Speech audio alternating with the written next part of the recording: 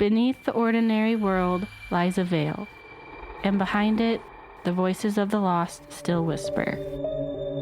We are your guides into the shadows, where true crime meets the paranormal. From chilling crimes to haunted histories, we uncover the stories that refuse to rest. This is Veil of Echoes.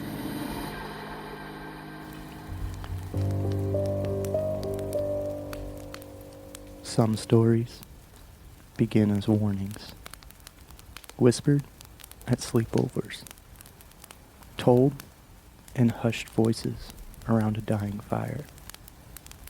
They pass from friend to friend, changing faces, but never losing their fear.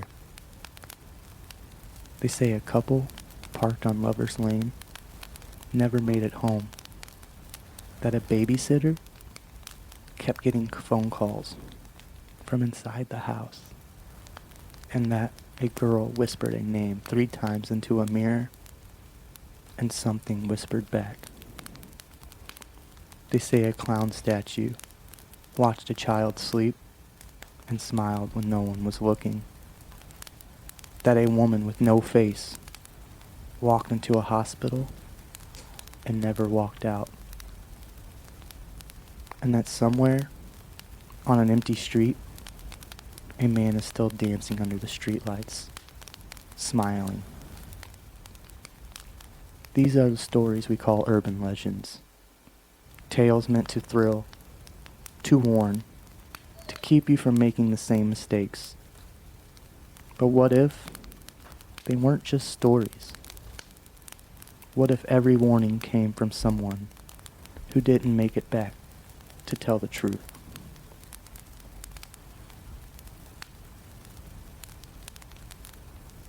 Tonight, we're peeling back the layers of the legends that shaped our fears, the ones that still echo in the dark.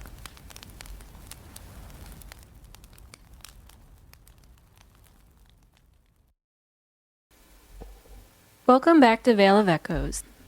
Tonight we've got another little Halloween treat for you, one of our bite-sized episodes leading up to our big Halloween night special. Every Wednesday this month, we've been sharing eerie little stories to keep the shadows close.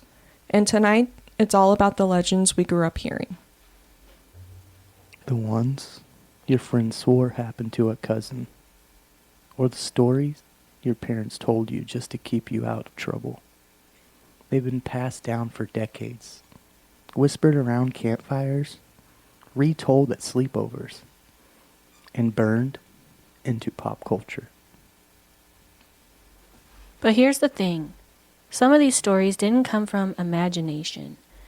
They came from something real. A headline, a crime scene, a warning that just stuck. And even if the details change over time, the fear behind them never does. Exactly, and we're here to talk about the ones that blurred the line between myth and memory. The tales that were just a little too believable. Or maybe a little too real. All right, so before we jump in, if you had to pick one urban legend that freaked you out the most growing up, which would it be? Probably the clown statue. Yeah, anything clown. Them clowns, man. Have you heard this one yet? No. Or have you heard of it before this? It has a clown in it. I haven't heard of it. I'd say up until I was a teenager, I mainly just heard about Bloody Mary, so I have to go with Bloody Mary. Like Supernatural taught me most of the other urban legends I know and come to love. Mm-hmm. Yeah, I remember hearing about this one, or the clown statue, the unknown caller to the babysitter, and then Bloody Mary, of course. But I remember when I was younger going over to one of my friend's house for her birthday. We played with a Ouija board. It was one of those pink glow-in-the-dark ones. And right after we played with the Ouija board, we decided that we were going to go play Bloody Mary. Probably not the smartest idea in the world. Considering we just played with a Ouija board and then, we're going to go play Bloody Mary after that. Yep, I've been there. It was fun. It's creepy, scary. It's a good combination of put yourself in the right mind of fear. It gives you Yeah. that adrenaline rush. You know. Oh, yeah. To this day, I've still never stepped in the bathroom, shut the door, and said Bloody Mary to anybody's fucking mirror. I've done it. But, you know, And here you are. Everything seems okay. so far. So far, She's so good. just hiding out, waiting to come. Same with me. Yeah. Well, you only live once, right? Yeah, buddy. So grab a blanket, sit close to the fire, or light a candle if you dare. Because tonight's story starts the way all the best ghost stories do, with a warning.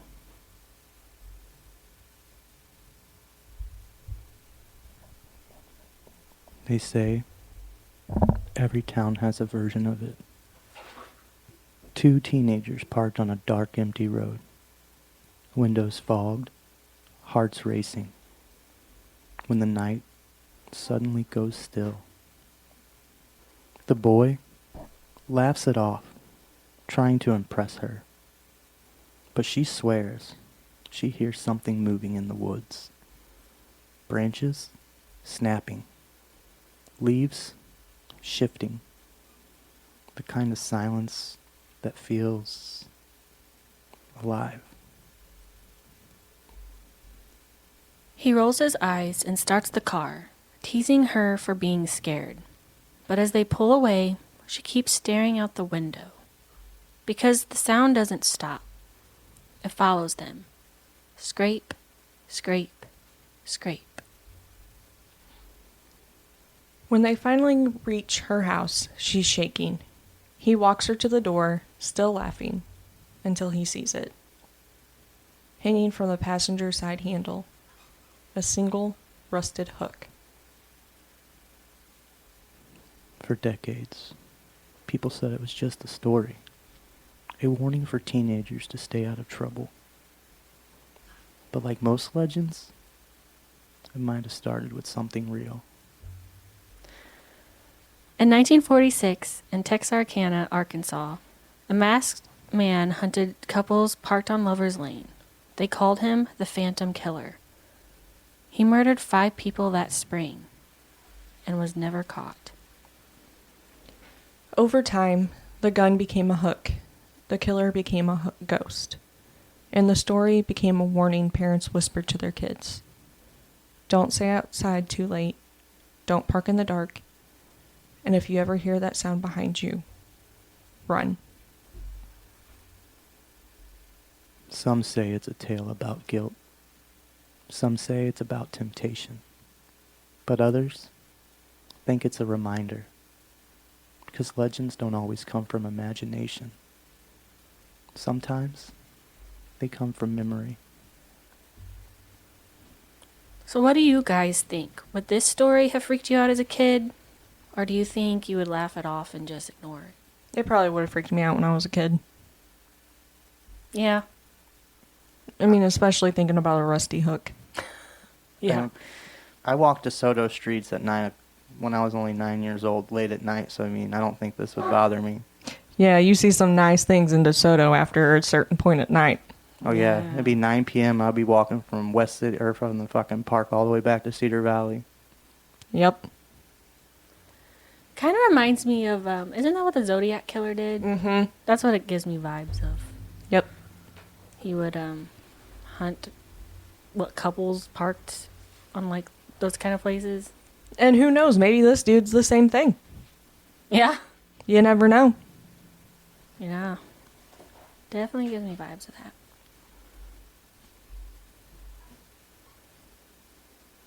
All right. If that one didn't make you double check your car doors, this next story might make you rethink staying home alone. It starts like any ordinary night. A teenage babysitter, 2 kids asleep upstairs, a quiet house, the kind of quiet that makes you notice every creak in the floorboards and every shadow stretching down the hallway. She settles onto the couch, flips through TV channels, and then the phone rings. A man's voice on the other end. Calm. Too calm. Almost like he's smiling when he asks, "Have you checked the children?" She laughs it off, hangs up. Prank calls happen. It's fine. Until the phone rings again. Same voice, same words. "Have you checked the children?" This time, she's rattled. She calls the police. They tell her to stay calm. They'll trace the next call if he rings back. Minutes pass. The house feels smaller now. The silence, heavier. And then the phone rings again. The dispatcher's voice cuts through. "Get out of the house. The call is coming from inside." She drops the phone, looks towards the stairs, and for a moment, she swears she sees movement. A dark figure at the top step. The story ends the same way every time. Sometimes she escapes. Sometimes she doesn't. But the line that burned itself into pop culture was always the same. The call was coming from inside the house. The legend spread fast through newspapers, radio shows, and early horror films. But what most people don't realize is that it was rooted in real crimes. Home intruders, break-ins, babysitters who vanished in quiet suburbs. All blamed on an unknown caller. By the time When a Stranger Calls hit theaters in 1979, the story had already been evolved into something more. A modern nightmare that asked the same question we still wonder today. What if the danger was never outside, but already in the house? So here's the question. If you were the babysitter and got that call, would you stay calm long enough to call for help? Or would you run straight out the front door without looking back? I'm out. The kids can fend for themselves. My thing died.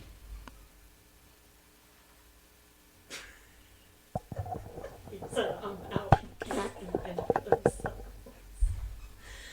Oh, shoot.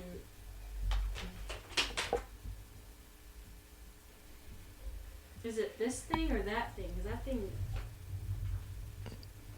Alright, we gotta remember to charge these, I guess. It's on the side, yeah. Hello, hello? Okay, I'm back. And we're back. So what you said that you would run out the door and let the I'd be out the door and let the kids fend for themselves. Sorry. I ain't gonna think about I'm not even, if I see a shadowy figure sitting at the top of the steps, I'm gonna be running out of the house. I ain't gonna think twice about them children. My ass is gonna be get out. Fight or flight. It's gonna be on flight mode. It's gonna be, you see that figure? Out. That's why I don't leave my children with Lyndsay. No. Exactly. Do not leave your children with me, because they will have to fend for themselves. They will die. They will fend for themselves. Now, I mean, I take that back. That's all. If it was Jensen and Lane, I'd make sure I had them. It's different. But if it was somebody else's child, probably not. Well, Lane's already 4 years old and knows how to put somebody in a choke lock. So if they want to fuck with him, that's on them. Well, then he better be putting them on it in a chokehold. Oh, they'll be out. And then Jensen, he's into headbutting, so that's on them. All right, I got a personal army There now. you go. Oh, he's good at it, too. I tell him to practice on me about daily. I don't know. If I was in that situation, I would probably yell out to them, or I don't know, because I Well, wouldn't want them. Like if he's upstairs, I'd be I wouldn't want to put them in, like, oh, where their location is. Jump out the window. Well, yeah, you don't want to send the whole house in a panic because, like you said, maybe he doesn't know where they're at. But if he's asking you if you checked on the children, Yeah, he already has. Exactly. Just But jump out the window. You'll You be know all me, right. just like when we heard that noise outside the window, just like when the dogs bark. I inspect. I walk around the whole house. I make sure nobody's fucking with my shit. I don't give a fuck where this dude's at. He's going to be found. And his only hope is the cops get there before I find where he's hiding. Because hide and seek just turned into hide and fucking die. Yep. Yeah. Ugh. That's creepy, though. I don't want to ever be. I mean, in with that all the situation. dogs we have, Jackson's nice and quiet and calm around us. But I've seen his side that is not a good side. So I'm worried for anybody that comes at my kids if Jackson's around. And Katana's the same way. And Gamora, she don't even let nobody come in the yard when the kids are outside. So Good. I hold her where she needs to be. Yeah, we are good for that. But Like, I mean, in the set of panic, no, I wouldn't want to fucking run out the door because I'd be worried about the children. But then it'd be hard for me not to go right to him because he could be waiting there or he could be right behind me as soon as I come up the stairs. But it's for my boys. I got to go check it out. yeah, but what if it's not though? Is you're babysitting? If it's somebody else's kids, I'm out. I'm still, I mean, Bye. I would just I wouldn't I have too much of a guilty conscience. exactly. You entrusted the life of your two children to me, Exactly. then that person Yeah. better hope their life is worth more to them because I'm fucking somebody up. Yeah, Well- like who the hell is this asshole? They just, if they leave them with me, they just better know that they're fucked. That's okay. Let's do it when they do. Just be like, all right, you kids sleep on the couch right next to me. I'd just be like, You aren't going upstairs by yourself until your parents get home. yeah. Like, you stay right here with me at all times. So that way I don't get blamed if something happens to y'all while I'm not, when I run off, all right? Exactly. I do think this fairy tale, folklore, urban legend has led to people being more cautious when babysitting, and that's why most of them don't go lay the kids in their room until the parents get home or at the end of the night and risk whatever you risk, but at least they're in your sight at all times and you don't have to worry about. Have you checked on them? All I gotta do Yep. is put on a freaking movie for these kids and make sure they watch it, and that's it. Yeah. And you know what? I'm gonna make sure that they watch some cinematic masterpieces. I just want to know, like, what the fuck you doing calling me at 7 o'clock to come watch your children till midnight? What the fuck are you guys doing? I mean, if you think about it, They're having some mommy and daddy time. John Carpenter's Halloween. I mean, she was babysitting, and then, well, he was. Well, he Michael already Myers. hated her because she was nothing but a bitch to him. The whole house fucking treated him like shit. Yeah, but I'm just saying, Except his mother. she's babysitting kids, and then here comes Michael Myers. It's kind of the same. Yeah. Lori threw down for 40 years. She still And fights she that kept the motherfucker. kids safe, so And she got hurt a lot. yeah. But It's all just a situational thing. Like, it's all hearsay until you're in the moment. And then when you're there, it's a whole different fight or flight response. I'm taking Chester with me. Getting scratches. All right. We made it through the phone calls and dark roads. But next, we're looking at the legend that made every sleepover mirror feel cursed. Because sometimes the reflection staring back at you isn't yours. Everyone's heard of it. A dark bathroom, a mirror, a candle. You whisper her name once, twice, 3 times. Bloody Mary. It's the sleepover classic. The one every kid swears they'll try until the lights go off and the door clicks shut. Because the rules sound simple, but the fear feels real. You're supposed to stand in front of a mirror, say her name 3 times, and wait. If you're brave enough to keep your eyes open, they say you'll see her standing behind you. A pale woman, tangled hair, eyes black and empty. Sometimes she screams, sometimes she laughs, and sometimes she just stares. No one really knows who she was. Some say she's the ghost of a woman murdered in front of her own reflection, her spirit trapped forever between glass and shadow. Others say she's Mary Worth, accused of witchcraft centuries ago, cursed to appear when her name is spoken. The ritual itself has roots that go way back, long before sleepovers. In Victorian times, girls would stand in front of a mirror by candlelight on Halloween night, hoping to glimpse their future husband's face. But sometimes what they saw wasn't love. It was death. Maybe that's why the legend stuck. Because mirrors have always felt like doors, thin walls between worlds. Every reflection, another version of you, just waiting to move first. And it's not just kids who've tried it. Even paranormal investigators have filmed themselves attempting the ritual, mirrors fogging up on their own, shadows flickering behind them. Some swear the glass shifts, that something presses from the other side.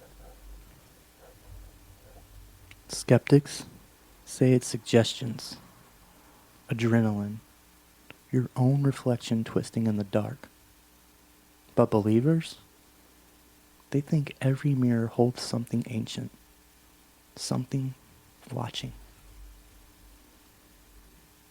So next time you're in front of a mirror, lights low, room quiet, and your reflection feels just a little too alive, ask yourself, is it just your imagination, or did she finally answer? All right, real talk. Would you ever try it, even once, just to see if anything happens? And if you keep, or would you keep the lights on and stay away from the mirror, or? Well, I mean, I already tried it when I was a kid. I was about to say, I've tried it multiple times. I don't even know if I did it right, though. I don't even know See, if I I used the was candle told- and stuff. I was told you had to spin around 3 times. I think I remember that one, too. Yeah, you had to spin like 3 times. Say her name while you're spinning the 3 times, and then she's supposed to appear. If I freaking this bitch appeared in my mirror, I'd punch it. Yeah. What? Well, shit, I just sliced my hand open, but that bitch is gone. Yeah. I'm just curious to, if I go in there, shut the door, turn the lights off, say her name 3 times, and she does appear, which reflection of her will I get? Will it be the laughing, the crying, or the one just staring at me? I didn't get shit. Because honestly, I feel like the one just staring at me would feel more eerie than the one laughing or crying. Because you're laughing, yeah, I'm funny looking. You're crying, I've had a terrible past. But if you're just staring at me, I feel like in this moment, I might be in demise. There's nothing there. Like, if they're staring at me like that, there's just, there's nothing there. Ugh. Creepy. Freaking. I wonder if she's young or old. Yeah. I don't know. I just know if she wants to stare into these eyes, then she better have some fucking backup. Yeah. Mirrors show reflections. But statues, they just stare. At least they're supposed to. Coming up next, the legend of the clown statue. Lyndsay's favorite. Fucking clowns, man.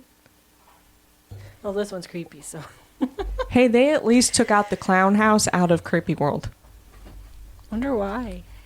Probably because it was fucking freaking people out. Well, that's the point. Well, it shouldn't freak you out that fucking much, though. I literally, anytime I went in there, would keep my head down the entire time. Even though they say not to do that because then they mess with you the most when you do that. But that's the only way I could make it through the clown house is I kept my head down and I just kept telling myself, this is fake, this is fake, this is fake. I think it's creepy. Do they still have the church room? Or like where the what is it called? Where all the benches are? The pews? Ugh, yeah. No, they one don't have time, that. and they had it like filled with creepy ass. They were covered with There's been quite a few times blankets or something. But I've been in that church in DeSoto alone, and you go in there to the little worship room and Nope. where I got baptized, and the whole area is empty. You're just like, what the Which church? I don't even know which one it's called. Do you remember where it was at? I know the location. I don't know the name of the street. Was it up by Walmart? No. Where was it? It was, wasn't too far from the police station up the road. Oh, I know which one you're talking about. I can't remember what street that's called, but I used to walk there from Cedar Valley. Yeah, it's a little small church. It's not anything huge. It's just, it sits right up behind the police station. That's not the one. I never went to a small one. The one I had one room right here, and then it had a little building right here. It was all connected, and then it went down into the worship area, and the worship area was bigger than this house. Was it St. Rose? That I don't know. I used to go there with one of my buddies because he was really big into it. I don't Wasn't know Nathan, nothing about- surprisingly. It's either, I don't know nothing about this. wonder if it's that or if it was the Holy Trinity. I know it's the same place we went to have Raymond's celebration of life. I don't know what the church is called. Oh, I don't even remember how we got there. Oh, I used to walk there every Wednesday. Okay, I don't know. That's why I used to walk back from there like 9 It didn't o'clock really at look night. like a church, though. It was. I know, but There's- it doesn't look like one. It's kind of built like how this one is. You go to the backside, it looks like a normal building. By the time you walk to it and get to where they do the worshiping and baptisms, it's a big opening with Yeah. quite a few rows of pews. Anyways, that's creepy. Yeah, well, we're getting ready to get into something creepier. Well, that's why I was Fucking trying to tell clowns. you it was creepy. I used to walk through those basements by myself to leave at night because everybody had already be gone by the time we were done. Nope. Because we'd go there for Awana. We were only like 6th grade, and I'm like, what the fuck? Nope. Too much clapping and singing for me.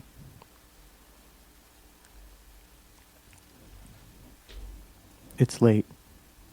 The kids are asleep upstairs, and the babysitter settles in for the night. The house feels safe. Suburban, quiet. The kind of place where nothing bad ever happens. It's her first time babysitting for this family. Nice couple. Big house. Too many toys. The parents left her a list of rules, a number to call, and told her she could watch TV in the living room. So she makes some popcorn, puts on a movie, and that's when she notices it. In the corner of the room, half hidden in the shadows, a life-size clown statue. Painted smile, gloved hands resting on its knees. Its glass eyes catching the glow of the TV. At first, she laughs. Weird, she thinks. Kind of creepy, but whatever. She tries to ignore it, turns up the volume, eats her popcorn. But every time she glances toward the corner, she swears it's turned a little more toward her. An hour passes. The movie ends. The house settles. And she can't shake the feeling that something's off. So she picks up the phone and calls the father. She apologized for bothering him. Says everything's fine. But asks, almost jokingly, would it be okay if I threw a blanket over the clown statue in the living room? It's freaking me out a little. There's silence on the other end. Then his voice, calm but shaking. Listen to me carefully. Take the kids, get out of the house, and call the police. She freezes. What? Why? He doesn't hesitate. We don't own a clown statue. When police arrived minutes later, the house was empty. Upstairs, both children were still asleep, untouched.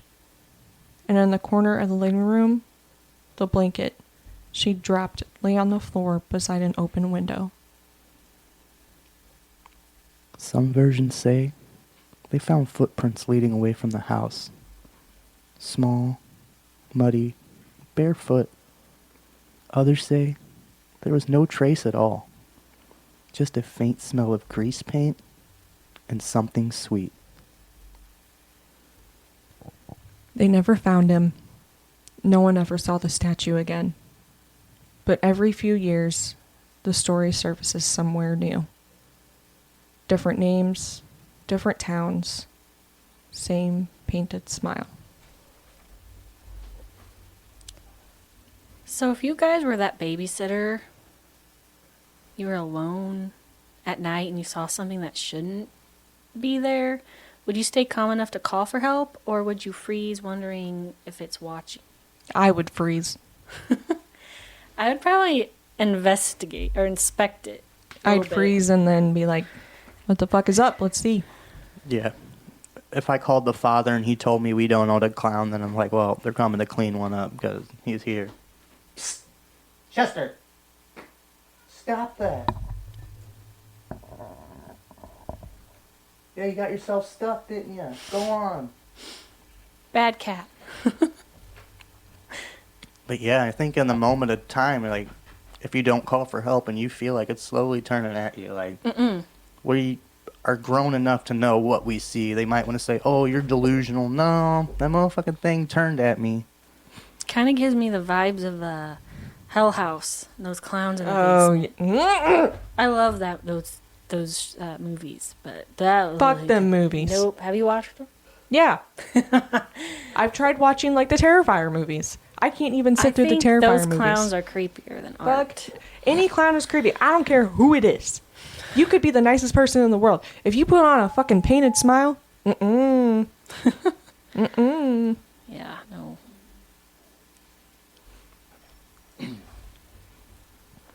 Coming up next, from a stranger in a home to something far stranger in a hospital hallway. Hospitals are supposed to feel safe. Clean, bright, full of life being saved. But late at night, they feel different. Empty hallways, flickering lights, and the kind of silence that makes you wish you weren't alone. It was 1972, in a hospital somewhere in California. Or at least, that's how the story goes. Doctors and nurses were finishing a late shift when the emergency room doors swung open, and something walked in. It's a woman, naked, covered in blood that wasn't hers.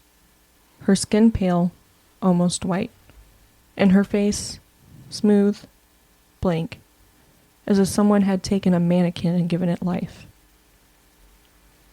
She wasn't screaming or crying.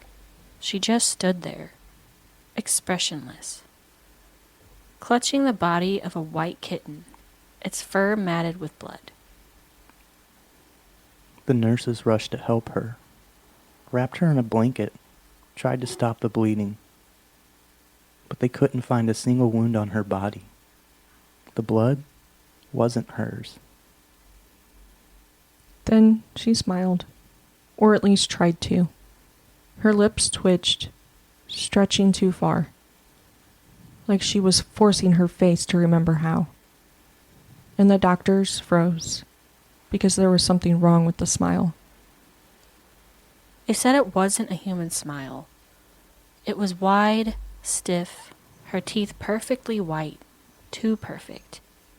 No emotion, no pain, just that silent, gaping grin. When they tried to ask her questions, she wouldn't speak, wouldn't blink, wouldn't move. She just watched them, each one, as if studying their faces. Then she turned her head to the nearest doctor, and in a voice that didn't sound human, she whispered, "I am God." The lights flickered, someone screamed, and when the power came back, she was gone. Some versions say she vanished before their eyes. Others say she tore through the staff, smiling that impossible smile the entire time. No one ever found her. No record, no name, No report that matched what the nurses swore they had seen. But every few years, someone claims to see her again. In another hospital, another state. Just standing there in the hallway, smiling. If you were on one of those late night shifts and she walked in, covered in blood, silent and smiling, would you help her? Or would you run away? I'd help the cat. Well, great, because I've just been working night shifts. 100% helping the cat first, because I want to know why she's got a bloodied kitten. Yeah, but is the cat alive? It doesn't say. That's what I want to know. But then they say the bleeding isn't hers. I don't know. They can't stop the bleeding. That poor cat. I mean, as my job as a nurse, I would have to go see, be like, Well, see, that's. are you okay, ma'am? That's the perfect thing, though. You're the nurse, and I work at a vet's office, so you can handle the person, and I can handle the cat. Boom. There we go. Got it. Handled. Gives me creeps. Mm-hmm. Like, who is she? What the hell do you want, lady? No record, no name, other And appearances. she's saying she's God. Okay, well, that makes you even more creep. Mm-hmm. That part gets me because I want to know, like, what prompted that. Was she just that crazy? Like, was the lights out longer than they imagined and that gave her time to leave? Or was it really a quick flash and then she was gone? I don't know. I don't know, and I don't want it. We might find out. Coming up next, from a sterile hospital to the empty streets of midnight, where something waits in the dark, and it's smiling back. It's after midnight. You're walking home alone, headphones in, coat pulled tight, street empty. The city's gone quiet, and that's when you feel it, the weight of someone's eyes. At first, you think it's nothing. Just another night walker. Maybe someone headed home like you. But then, you see him. Half a block ahead, under a flickering streetlight. He's standing perfectly still. Tall, thin, wearing a dark suit, like he's dressed for something formal. His head tilted back just slightly. And that smile, wide, frozen, like his face forgot how to stop. Reminds me of, Slenderman? No. Conjuring. Crooked man. Yes. Oh, the Crooked Man, yeah. Ugh, that's who I'm thinking. There was a crooked man who walked a crooked mile. And then he lived in a crooked shoe for a while. Something. It's really weird. Like, there's an actual Doesn't he rhyme have, like, for a it. Smile. Yeah. Because I have his suit figure. on? Yeah, you I and got he's his thin figure. and creep. I don't know. That's what Creepy. I'm thinking of. But is he's like one the of my Crooked Man. favorites from The Conjuring. Mhm. Like, they're supposed to be making a Crooked Man I was movie. wondering. But now they're making a TV show on HBO Max for The Conjuring. The only thing I don't like about him is how his glasses sit on top of his bowler. Yeah. Yeah. Like, what the fuck? Yeah, that's who I'm thinking of. When, As soon as I see the hat and the glasses, all the fear goes away. I just laugh at the dude. I'm like, who the fuck put your shit on, dude? ugh. Or that creepy long figure in Haunting a Hill House. It was Oh, yeah. That was creepy. I love that show. Yeah, anyways, that's what Oh I was no, thinking the creepiest is the bagel witch. of. Regular show. Or the donut witch. You're not a donut, you're a bagel. Yeah, that's funny. Sorry, that's all I do is watch cartoons. I love regular show. Wait, not regular show. Adventure Time. Yeah. Why am I saying regular? Because we just watched regular show. Yes, we do. Adventure Time. You know what? I just watched Shrek. So right now I'm stuck on Shrek. That's a We good just one. watched the Halloween episodes of a regular show. Yeah. The regular show, Adventure Time. I love all Didn't of they do a Halloween one for Shrek? I think so. Yeah, I think you can find it on It's like on Hulu or Netflix. Disney. Is it had Netflix? Well, part of the kids thing, I It's think. like I thought I 45 saw minutes it. or something. It's Or like a one TV year. movie. Yeah. Because I need to watch it. Yeah. Mm-hmm. Me too. What are you doing in my swamp? I can't do the whole Scottish accent. Yeah, me neither. He doesn't move when you pass, so you keep walking, pretending not to notice. But when you glance back, he's closer. Not walking, just standing there, smiling. You speed up, turn down another street, and from the corner of your eye, you see movement. The same figure, dancing, slow, jerky, like his joints don't quite fit. He doesn't blink. He doesn't stop smiling. He just drifts closer, step by step. That grin stretching wider, as if no longer attached to something human. You cross the street, look over your shoulder, and he's already there, standing in the glow of the streetlight behind you, still smiling, still dancing. Why the fuck are you dancing? Reminds me of the Joker when they said his joints don't match. Okay. That's what I'm saying. He's dancing and smiling. Just picturing SpongeBob doing his, like, Oh, God. Yeah, his prom dance. anyway.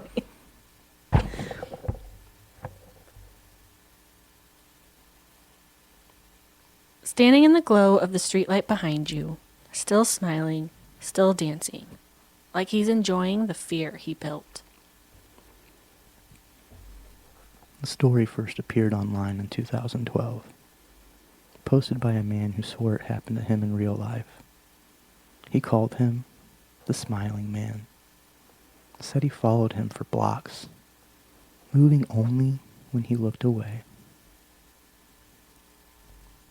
Some say he's a man who lost his mind, a warning to avoid the streets at night. Others say he's something older, a mimic that wears a smile because it doesn't understand what it means. And if you ever find yourself alone after midnight and hear quiet footsteps behind you, don't look back too quickly, because he's patient, and he loves when you notice him. Some monsters don't hide under our beds or in mirrors. They walk beside you, smiling, waiting. Because the more you think about him, the closer he gets. So what would you all do? Would you run, pretend you didn't see him, or smile back? Going old school, straight step up, son. I'm smiling back. You want to dance? I would be like, who's this weirdo? I'd be like, how's your day today, And sir? it's midnight, and what? I'd have to go up and like the Joker. Hey, you're a pretty good dancer. What's that smile all about? I want to know what we're smiling about. Oh, shit. I need to watch Did that you now. just win the lottery? Because if you did, you owe me some money. Why is all this stuff happening like California? And everything's at midnight. Always like the Yeah. western area, like Appalachian, yeah, but or Ooh. Appalachia there too. But it I wanna seems do some like stories most of these over there. stories come from the western hemisphere of America. Like Yeah, I don't know. always at nighttime, always when you're most delirious, and always on alert when you But think you you would might have think seen something when possibly It you would haven't. be at, what, 3:33? It was just the... Like 3:30 is supposed to be the witching hour. Yeah. But everything's at midnight. Yeah. And then guess it fairy just- tales. Everything happens at midnight in fairy tales. I guess it's... yeah, I don't know. That's what separates fairy tales from horrors. 3.5 hours. Yep. Yeah. It's Isn't like that... a- That's like when the world is at its the thinnest. The veil is at its Yeah. thinnest. Oh, yeah. Is when Yeah. the days swap. The old day dies and the new day begins. And right there, 11:59 and a half, pow! Ghosts. Demons. But that was 3:30. Goblins. Witches. That's at 3:30, not midnight. It's all at midnight. Usually I takes mean, if about you 3 think- hours to wake up. If you think about it, it's 3:30 is only called the witching hour. Yeah. Because that's when they used to gather in their masses and do their thing in the middle of the night, and that's why it's called the witching hour, because that's when the witches did their witching. That's when they did their potions, their brews, and worshiped the devil. And that's also where they did their bitching. They're bitching. Nowadays, they don't have a time for that. No. 24/7. It's 24/7. Yeah. 365 days a year. Non-stop. It's considered the peak time for paranormal activity, with folklore suggesting it's when witches and demons are most powerful and the separation between the living and spirit world is thinnest.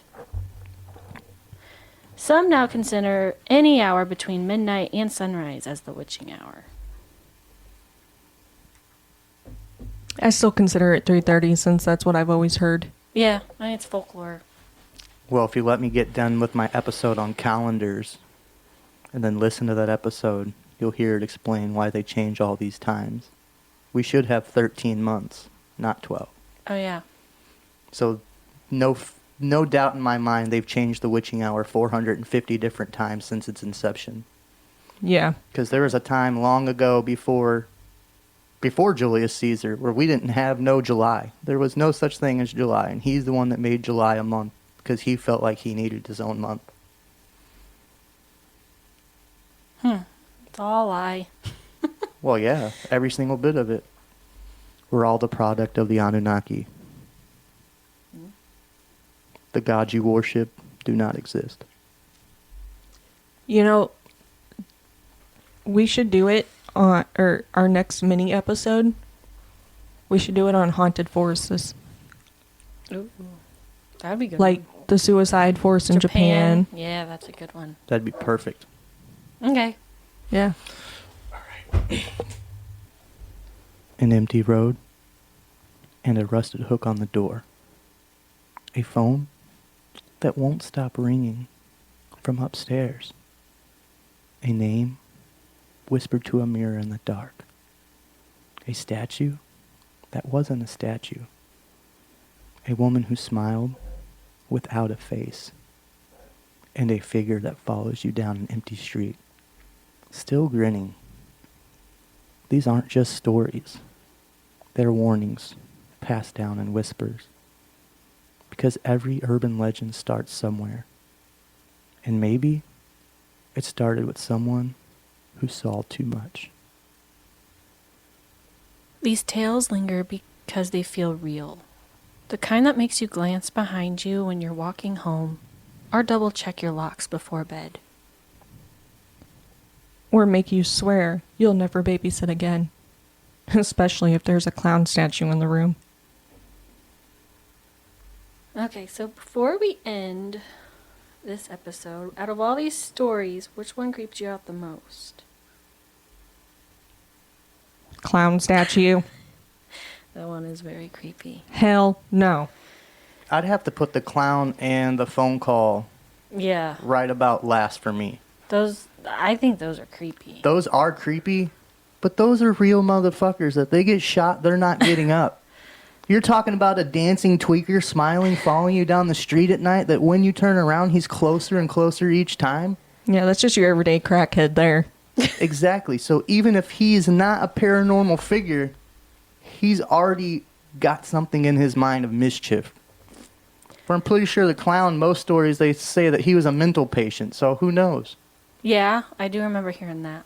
And then the phone ringing thing, I mean, okay, if that happens in an apartment, that fucking caller's stupid. Like, okay, where are you going to hide in my broom closet? Yeah. Yeah. The ones that have to deal with real people don't freak me out as much as the paranormal ones that have to deal with maybe spiritual or demonic figures. I mean, I think the clown one, they're all creepy, but after learning about the lady in the hospital, just since working at one, that's really creepy. Like, who are you? The Where'd you first time come that from? clown would have turned at me, I would have been calling the husband, telling him, I got to buy you a new TV. It's like, what happened? Your clown statue moved. We don't have a clown statue. I figured that out. Exactly. That's why I got to buy you a new TV. Self-defense. I like Samsung or Toshiba. Yeah. Which one would you prefer?